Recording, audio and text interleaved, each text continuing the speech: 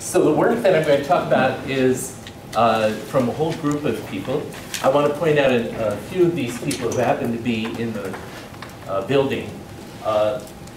First, my co-PI, William Cohen. You just heard about some of his work from Fernando.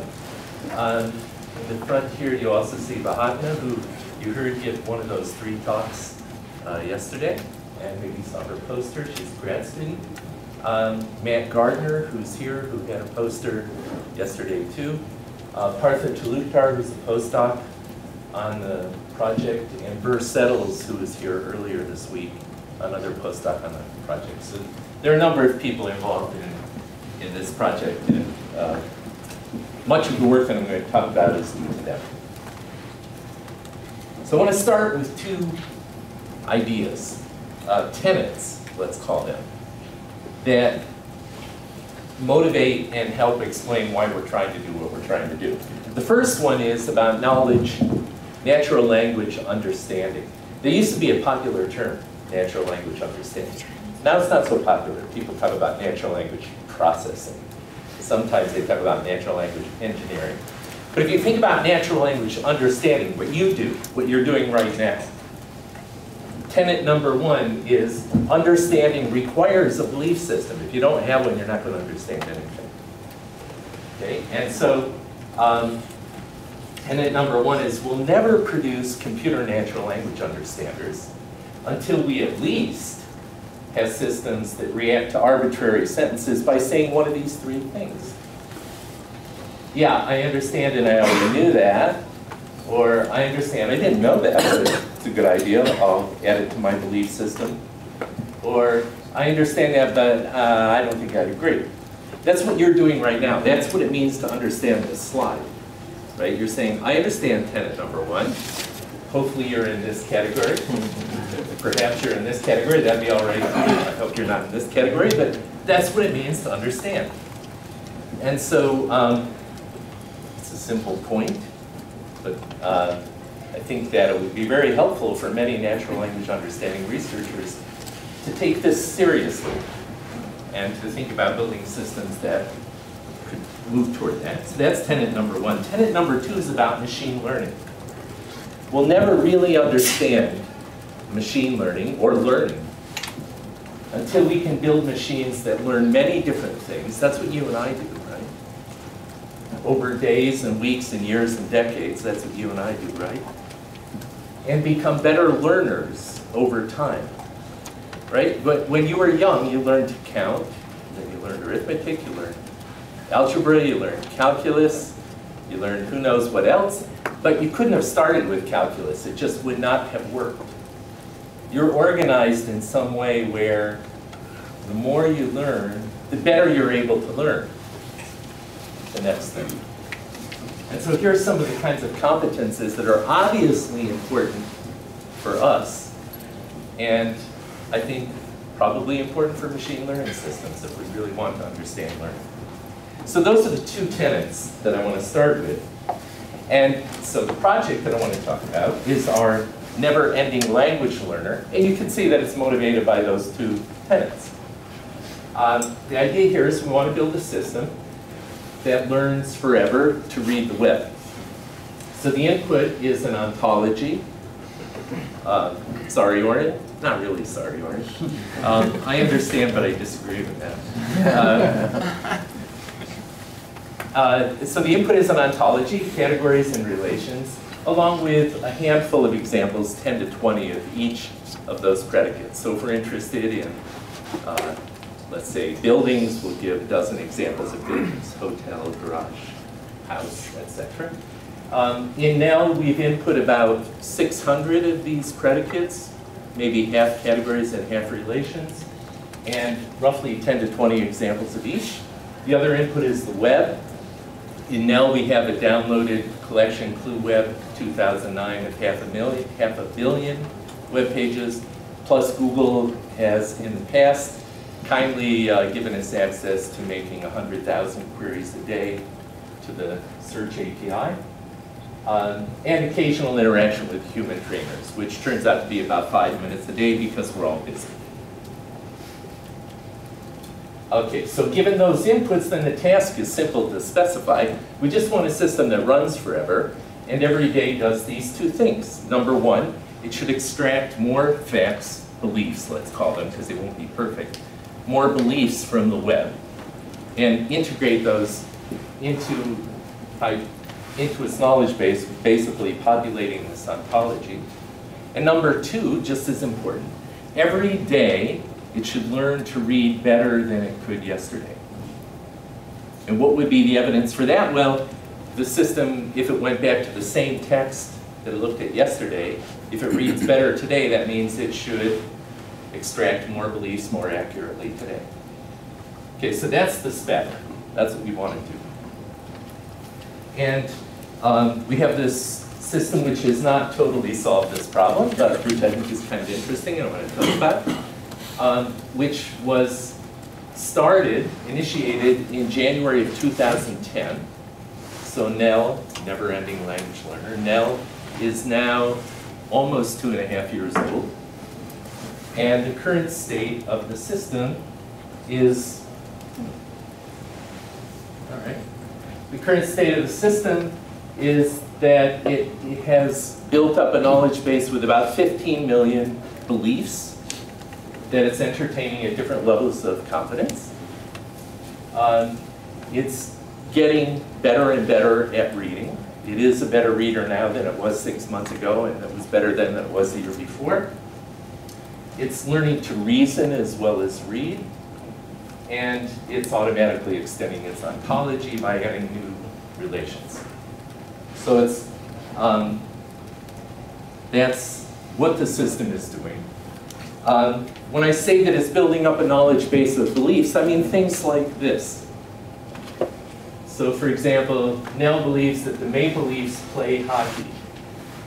And it believes that the Maple Leafs' hometown is Toronto, and so forth.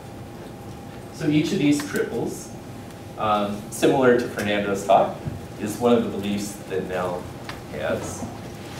And when I built this graph, I have to, in the spirit of full disclosure, tell you that I left out some other edges which are incorrect.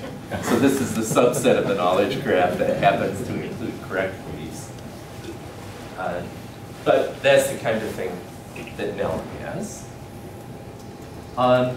You can follow it at this URL, but before we talk about how it works, let's just browse a little bit. Let's, for example, look at diabetes as an example. So one thing that NELL is doing is looking at noun phrases on the web and trying to identify which categories of things these noun phrases refer to. One such noun phrase is diabetes, and NELL has determined that it believes diabetes refers to a physiological condition. Why does it believe that? Well, for a number of reasons, but basically, I'll read you what some of these abstraction phrases say, but it believes it because it found diabetes, that noun phrase, in the context of doctor, comma, who is diagnosed with diabetes, or preventable illnesses such as diabetes, or related diseases such as diabetes, or daughter was very sick with diabetes. In fact, NELL has found that diabetes occurs in all of these contexts, and each of them provides some probabilistic evidence that diabetes is a physiological condition, and taken together, this is overwhelming evidence that diabetes probably is a noun phrase that refers to a physiological condition. So that makes sense. And you can see from this example that when NELL's reading, it's really doing this kind of macro reading. It's taking a noun phrase, looking at many, many mentions of that noun phrase, and doing a shallow analysis of the context in which those noun phrases appear, and then combining that evidence. Now, the interesting thing is we didn't tell NELL about any of these phrases. That's what it's been learning for the last 2 years. So at this point, NELL has on the order of probably half a million of these kinds of expressions that it uses as phrases to extract a variety of types of information. Okay, so let's browse a little further. What else does NELL believe about diabetes? Well, it believes it's a disease. Okay. There's a lot of evidence for that. It also believes that diabetes plays a part in some relations. So like what? Well, sorry for the awkward name of this relation, which reads inverse of animal develops disease.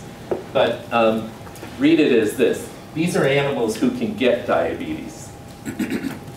Mice can get diabetes. Rats can. Cats can. Dogs, children, and people are animals who can get diabetes, according to NELL. Why? Well, similarly, because NELL has a number of extraction patterns like ARG1 who have type integer ARG2, as in cats who have type 2 diabetes. And again, that's an expression that NELL learned is a good extraction pattern for that relation. Also, you see here, for example, it believes that mice can get diabetes because of another system called SEAL, which I'll talk about in a moment. But so there are some things about diabetes that it believes.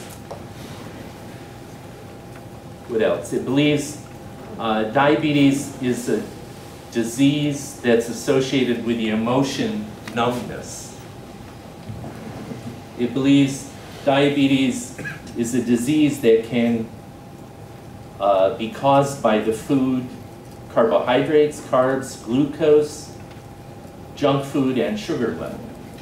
Sugar level is probably an error, but sugar. It believes that there are other foods that decrease the risk of diabetes. Vegetables help, and grains. It believes that diabetes can be possibly treated by the drug Avandia or Actos or glucophage or Byetta. That it has, but that it can also be that diabetes can be a side effect caused by other drugs like Zyprexa and Seroquel.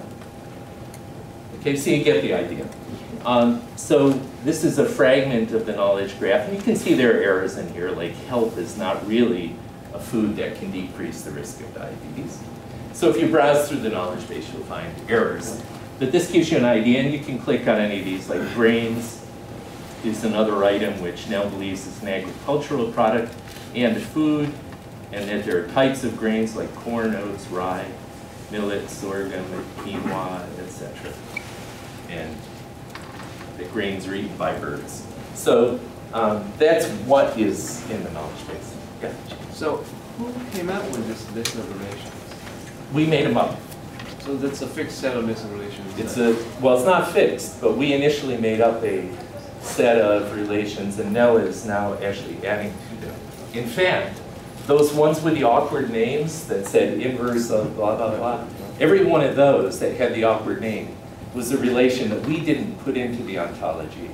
Those are relations that NELL has added on its own now that it has a big enough collection of knowledge and text to be in a position to be able to do that. So the ones with reasonable names we put in, the ones with unreasonable names are ones that it discovered, like agricultural product including, or here's a better one, animals eat food. That's a relation that NELL discovered on its own and added to the ontology. Okay, so there's what NELL is doing. And you can browse the knowledge base. The knowledge base is online. It will always be online. It's part of the canon of this project that everything we do is open source, and the knowledge base is continually updated and will be open.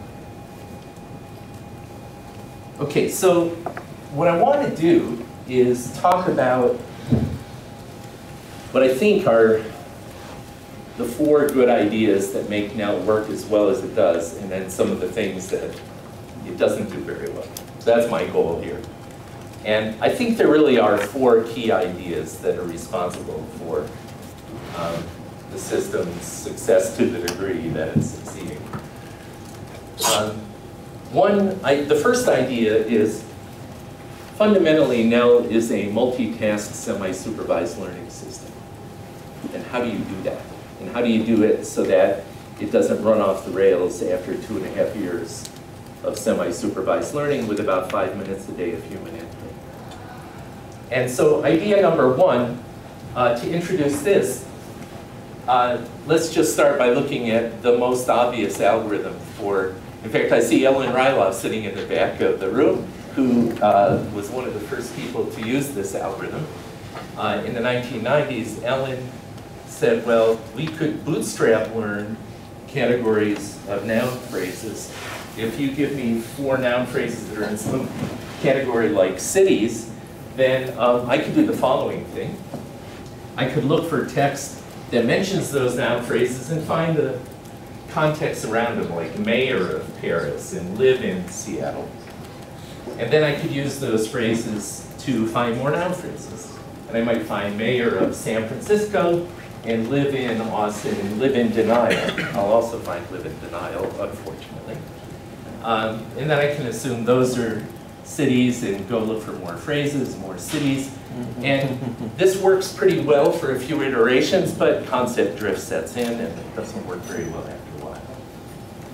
And so, but there's a good idea here, it's just that the problem is under constraint. You can't really come up with a better algorithm if the only input is, I have some magic category in mind and here are 4 instances, and you know nothing else, then I don't think you'll be able to come up with a better algorithm. You need some other input. And that's good idea number 1 in NELL, which is don't even try to do semi-supervised learning that way if you're going to run it for 2 years. Instead of trying to learn a single function, say that goes from noun phrase to some category, like city or person, do something that's much, much easier, which is force your system to simultaneously do semi-supervised learning across a whole collection of functions. So every one of these black arrows here is a function that NELL is trying to learn, like which noun phrases refer to people, but also which ones refer to athletes. And oh, by the way, athletes are a subset of people, so now there's a coupling constraint between those. Or which pairs of noun phrases refer to satisfy a relation like play sport. But oh, by the way, play sport is a typed relation that requires an athlete and a sport as its 2 arguments. And so your classifiers for the argument types have to be consistent with the classifiers for the relations. And without belaboring this point, this is probably the single most important idea in NELL at the moment, which is the idea that you can make your semi-supervised learning problem much, much easier if you force the system to learn many things that are interconstrained. And to get the intuition for why this is the case, think of it just this way. If I have, well, let me do it with this slide. We've identified a number of types of ways you can couple the training of different functions. But one of them is the old co-training idea. And the idea here is if you want to determine whether some noun phrase is a person or not, Boolean function you want to learn, you can learn 3 functions instead of 1. You could learn one that represents the noun phrase in terms of those kind of context phrases that we just saw, like X is a friend could be relevant to deciding whether X is a person. But you could also take a different view, the blue view, and ignore the phrases around the noun phrase and just look at literally the string, the morphology of the noun phrase. Like, is it capitalized? Does it end with the 3 letters SKI? Like bistricky. But anyway, if I give you a name that ends with SKI, you will think it's a person. Another view is forget about those and look at the HTML structure on individual web pages around where those noun phrases appear. It's a different view. And so if you learn these 3 functions at once, then every unlabeled example becomes a constraint on the joint choice of parameters for each of those 3 functions. Why? Because if I give you a noun phrase that's unlabeled to train on, like computer projector, you may not know whether it's a person or not, so you can't do supervised training. But you know that if these things are right, then they should all say they should all agree. Either they should all say computer projector is a noun phrase that is a person, or they should all say that it's not. But if they disagree, you know somebody's wrong.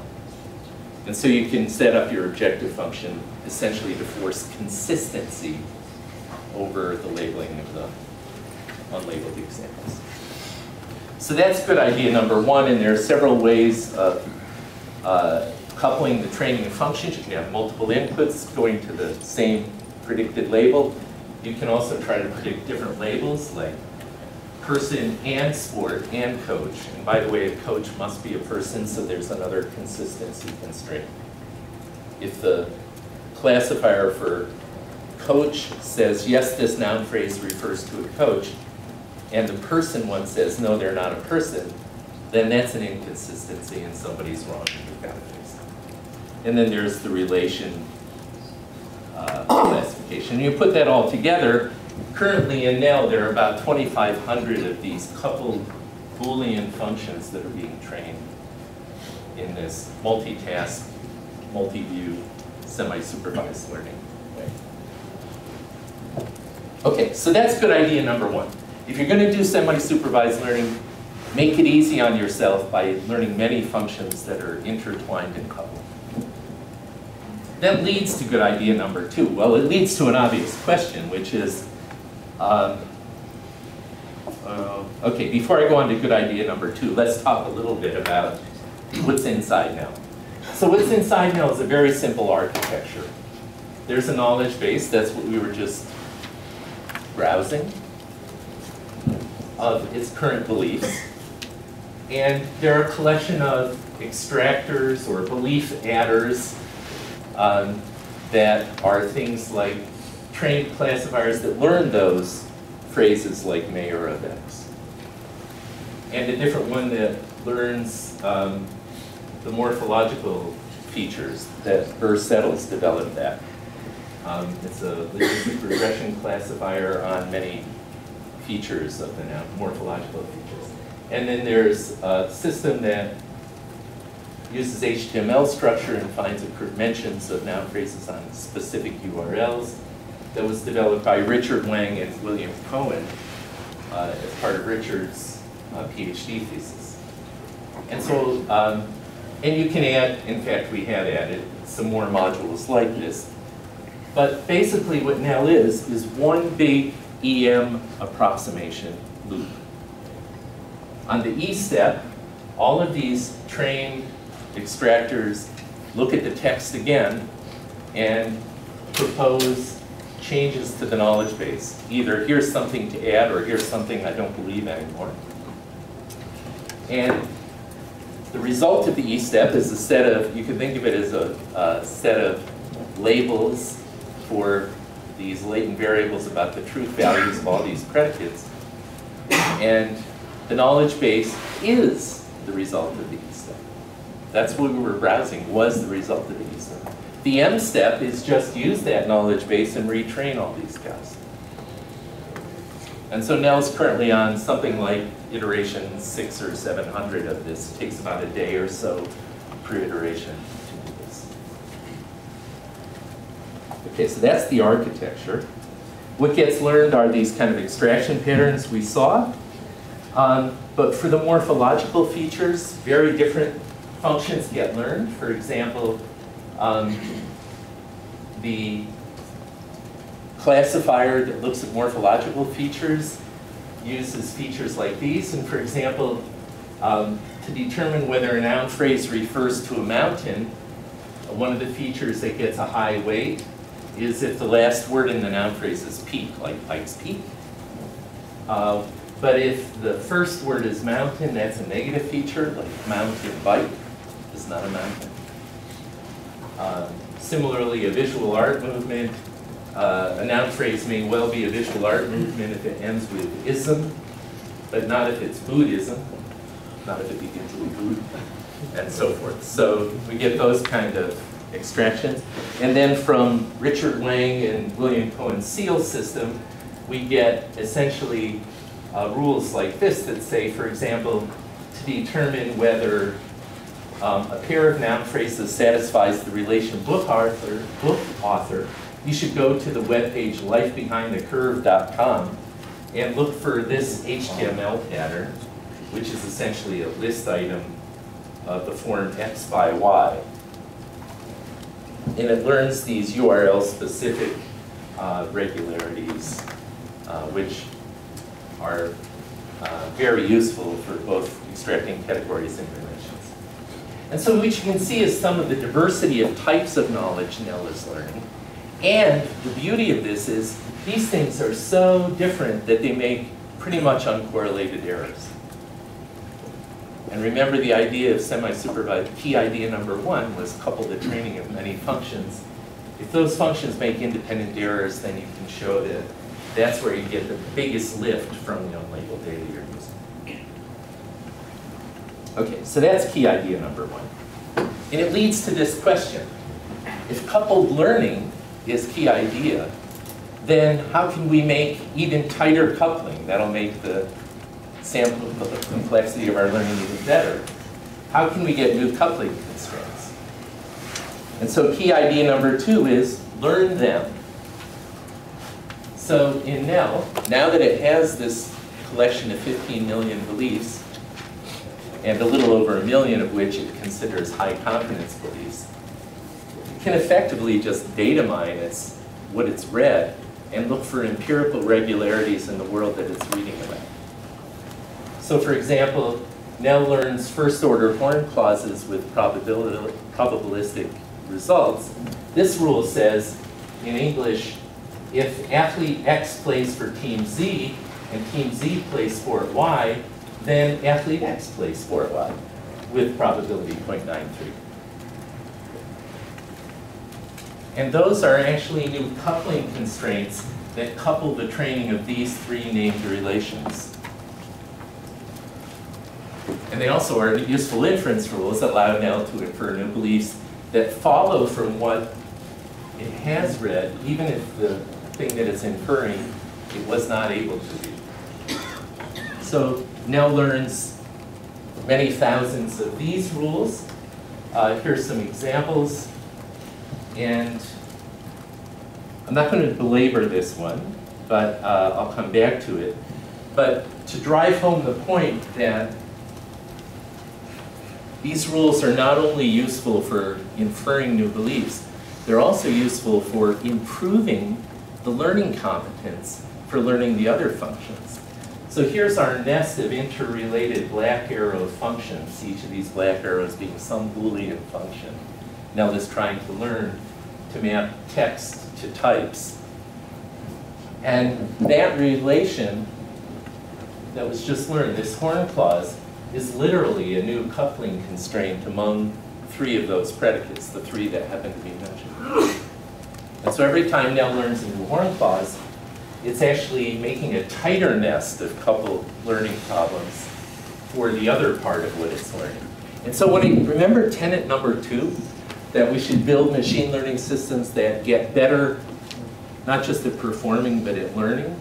So one of the things that we need to figure out how to do even better, but this is one example of, is build machine learning systems that have the property that they're learning several types of knowledge.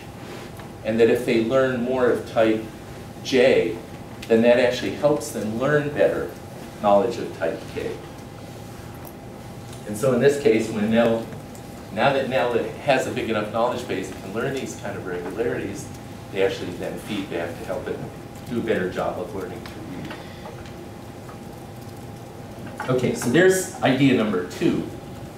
Key idea number 3 is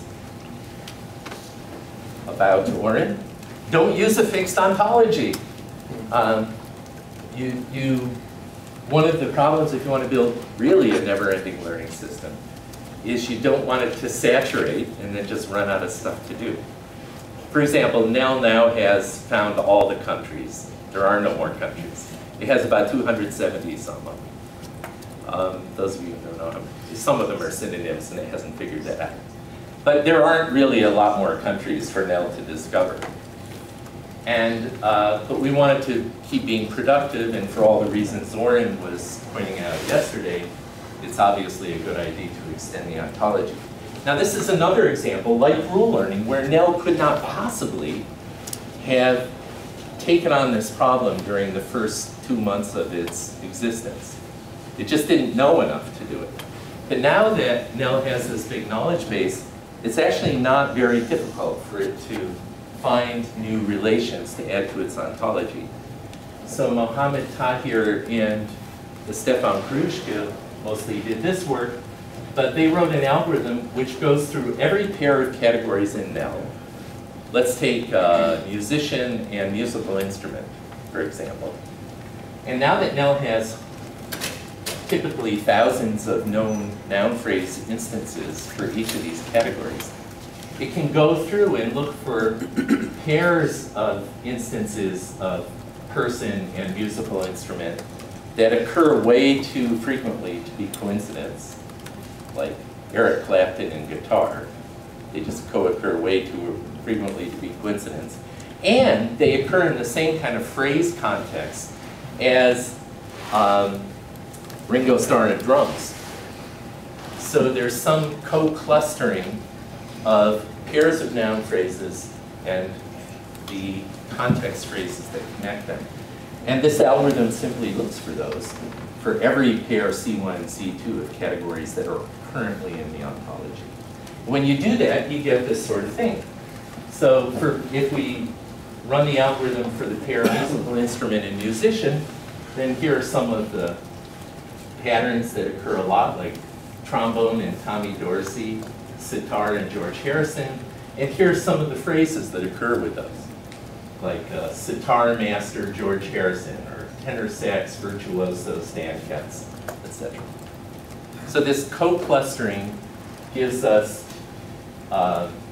sets of ordered pairs, that's what a relation is, and initial extractors for those. And so here are some of the ones we get. If we do cell type with chemical, we get a relation we might call release, that release, because it's the phrase that's closest to the centroid of this cluster, just as master is the phrase that's closest to the centroid of this cluster. So we get things like epithelial cells are a cell type that release the chemical surfactant. Similarly, we get same in the heart of Paris, or Nile in the heart of Cairo. So again, this is an example of a learning task that feeds back in to the other things NELL is doing, and that it could not possibly have succeeded at the first few months. But now that it's matured to a certain point, this becomes a very doable learning task. And here are some of the recently added relations.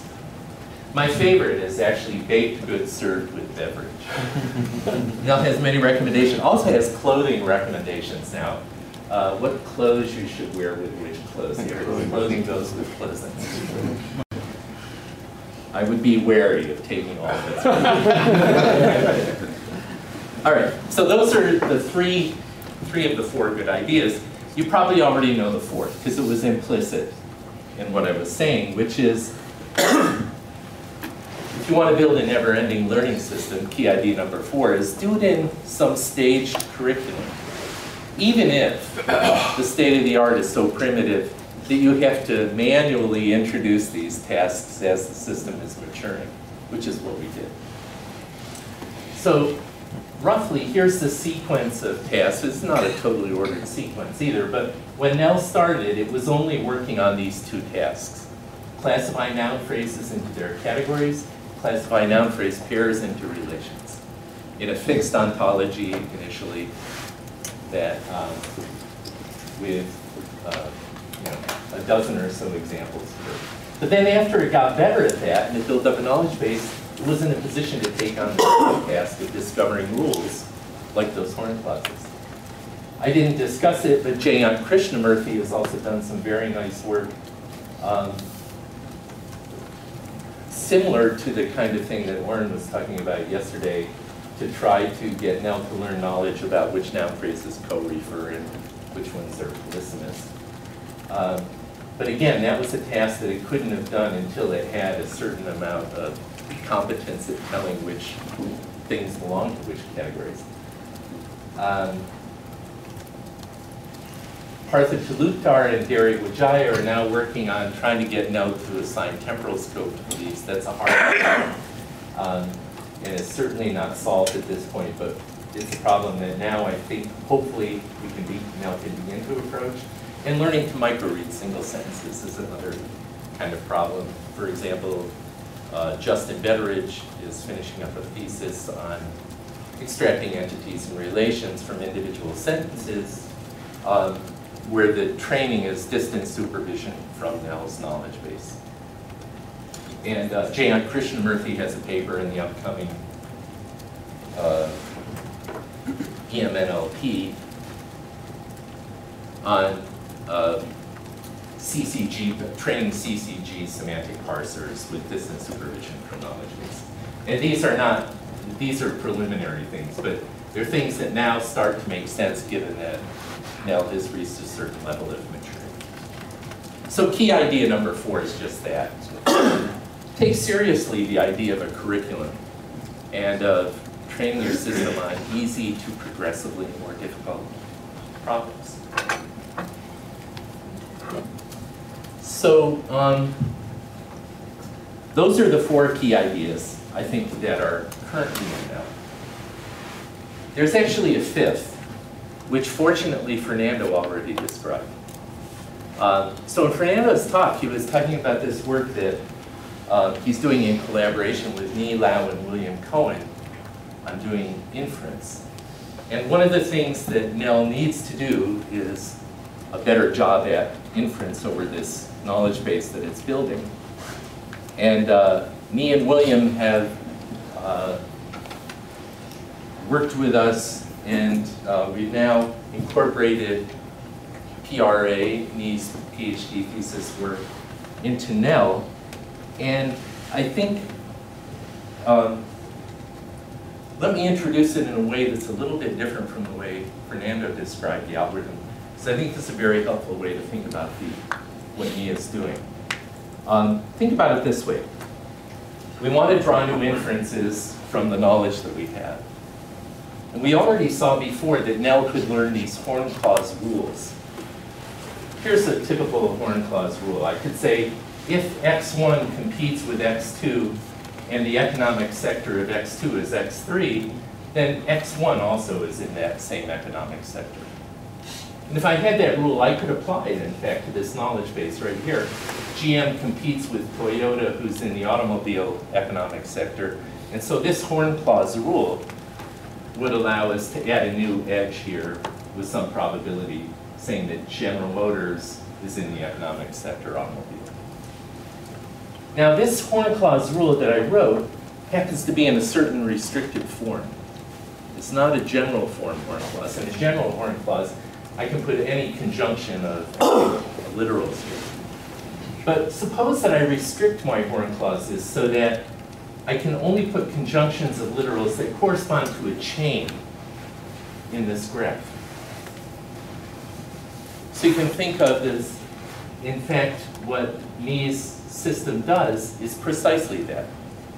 It's learning these restricted form of horn clauses, each of which corresponds to some typed path, some sequence of colored edges in the graph, and whose conclusion is also some relation that applies to the first and the last element in the graph. That's the restricted form of horn clause. But now, the beauty of restricting things that way is that we can now take on the problems that make a number of problems that make probabilistic reasoning at scale using standard graphical models totally intractable. So let's see how he does that. So in Ni's case, as Fernando pointed out, we're going to infer the probability that some relation holds between x and y using a trained model for a different model for each relation R that we're interested in. So we'll learn one for predicting economic sector relation, for example. And that learned function is going to be a trained logistic function for that relation, where the ith feature is the probability of arriving at node x if we take a random walk sorry, arriving at node y, starting at node x, if we take a random walk of type I, where I is the odd feature.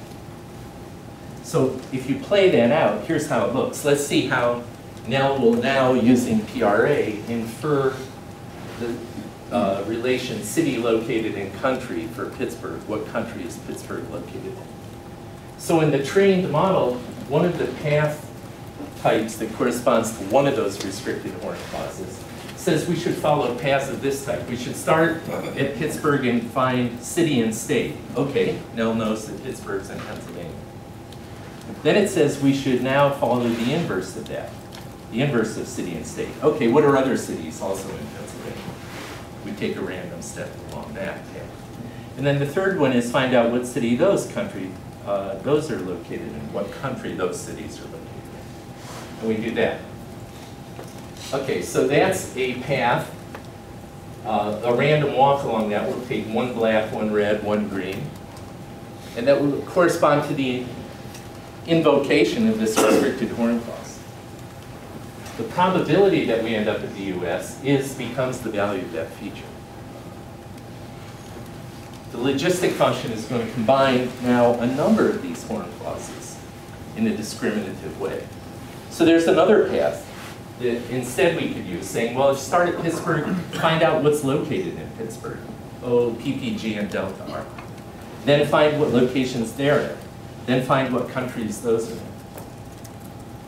And so here's a second restricted horn clause where the random walk will instantiate its horn clause variables in some way and give us another feature value. Now, the hard part in probabilistic inference for things like this is, well, these two inferences that these two horn clauses just made might not be totally independent. So how do we combine these probabilities? And the nice thing about this approach is it does it not by explicitly modeling every single dependency the way that our principled graphical model might try to, but instead using a discriminative method that simply, as logistic regression always does, implicitly, as it trains the weights, is taking into account the interdependencies between these different horn clauses. They just fall out in the wash from the way that you train it from the objective function.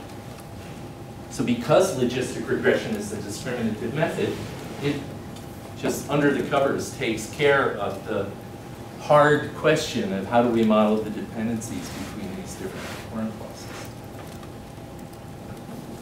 Okay, so when you're done with that, it works pretty well. In fact, currently, the model that NELL is using has 2,985 of those horn clauses for the relation city and country.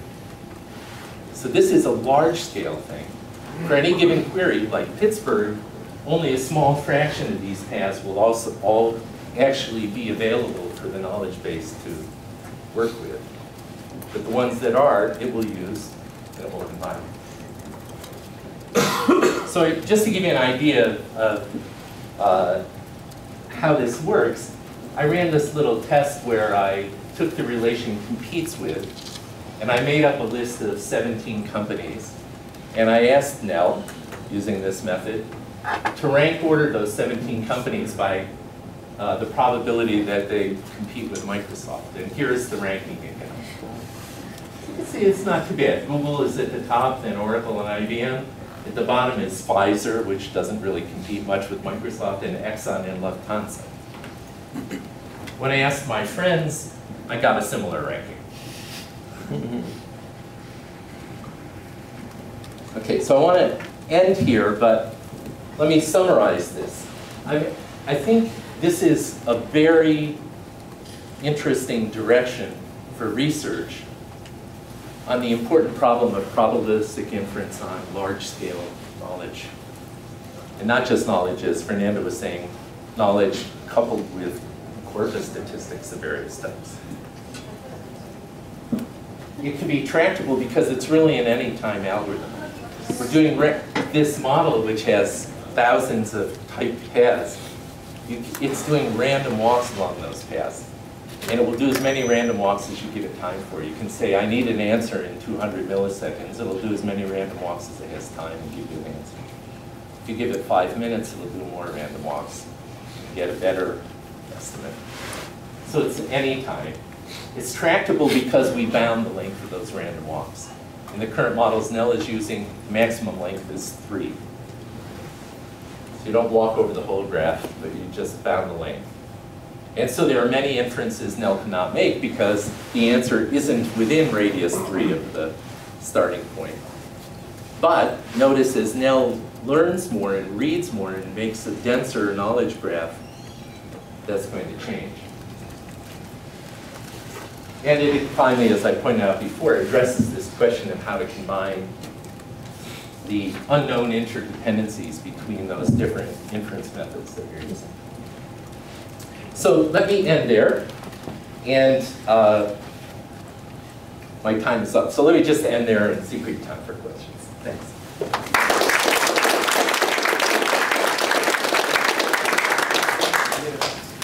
Tom, I have a question about the example you have. There was like early on, there was sort of one of the new relations, and there was this something to do with chemicals and cells. I heard the example.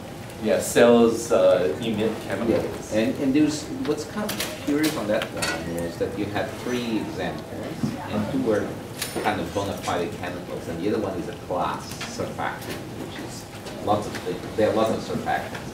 So how do you think NELL over time is going to learn that distinction?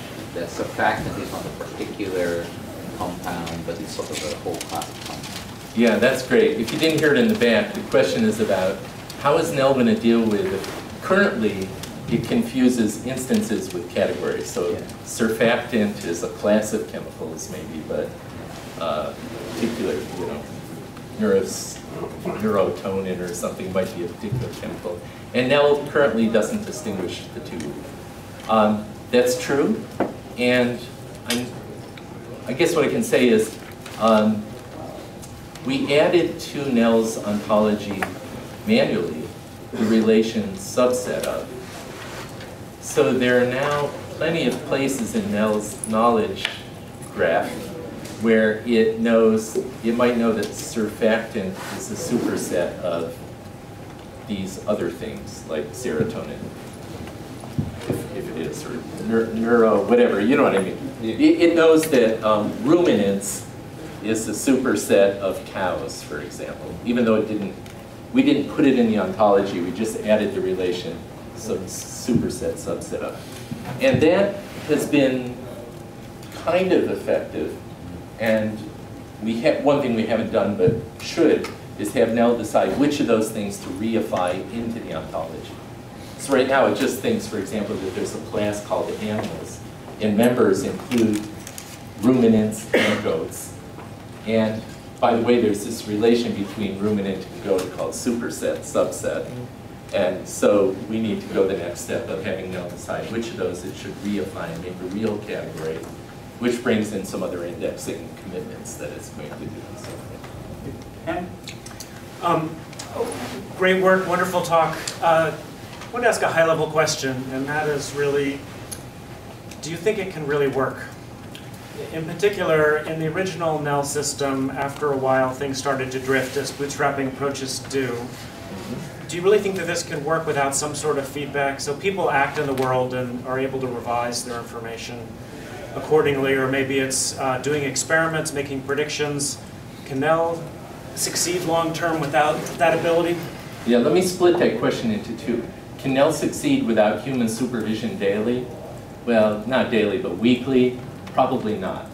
And in fact, it's getting it. So as I mentioned, we spend, on the average, 5 minutes a day with it, labeling things. And Burr has developed some active learning methods that we use in NELL to try to make that an effective 5 minutes a day.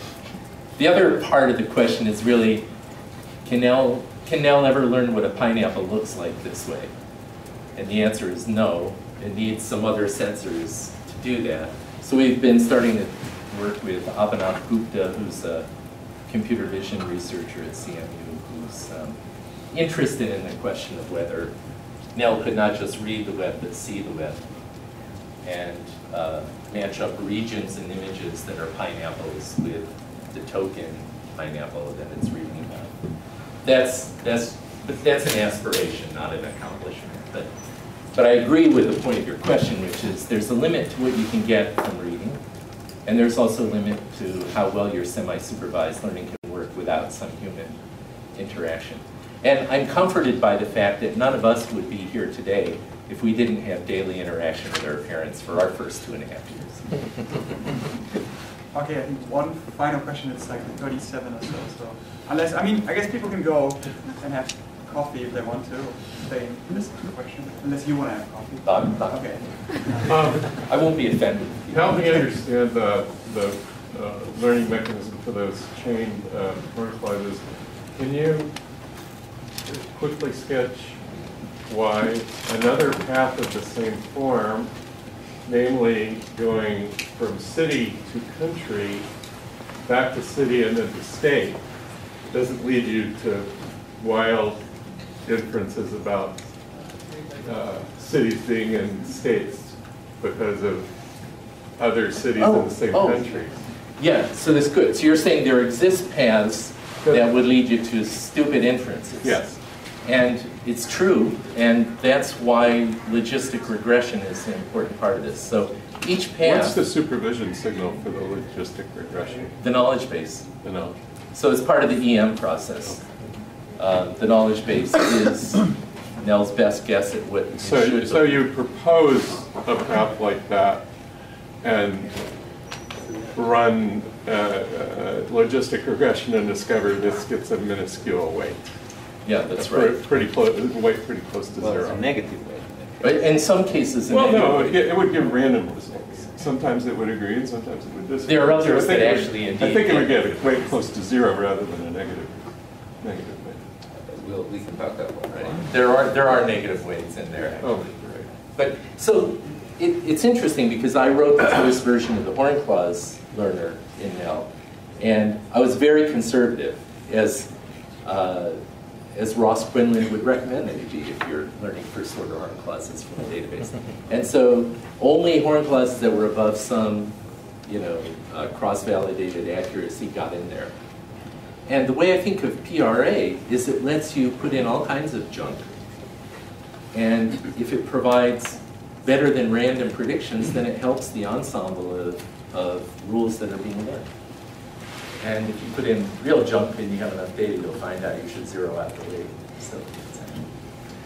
So going back to your tenets, right, about improving over time, I'm fascinated by the fact, right, you have one of the only, if not the only, right, learning system been running for 2.5 years.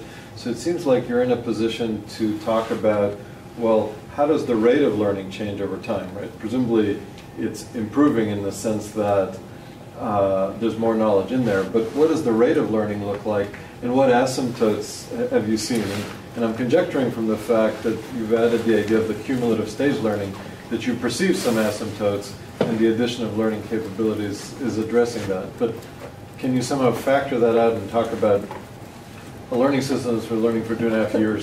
What does it really look like? So it looks like this. So it doesn't look like this. It looks like this. And there are a couple things there. One is, in the ontology, there are things that are effectively saturated, like countries. We know all the countries. You're not going to learn that anymore. So in the early days, that was adding to your growth, and that's done. And that saturation effect is part of what makes me so driven to get this ontology extension stuff in there. And right now, NELL is proposing these relations, but what humans are vetting, that's part of the 5 minutes a day, is to decide which of those relations to allow NELL to actually go ahead and use. It's proposing them. But so that is, that ontology extension is one way to try to respond to that saturation effect. Another effect, I think, is that macro reading is not micro reading. And macro reading meaning what NELL does of looking at many, many documents and doing shallow analysis across many mentions to aggregate and get a conclusion. And there are certain things you just can't read with macro reading. Right? You can't find out who won last night's ball game And so there's just kind of an effect that in the early weeks, months, NELL got all the easy stuff. And now what it's reading is actually harder to read. In many cases, stuff that it really could not have read in the early days. But it's like an arms race, right? It's used up it's cherry-picked all the easy reading. And now what's left is harder, but now it's learned to read better. So will it learn to read better faster than the cherries disappear? And I think micro-reading is a great way out of that one. So those are probably the two dominant effects that I see. Maybe, so if people feel awkward leaving for coffee, they can do this right now. We can just We say, can still leave stay. for coffee if you want, and the rest of us.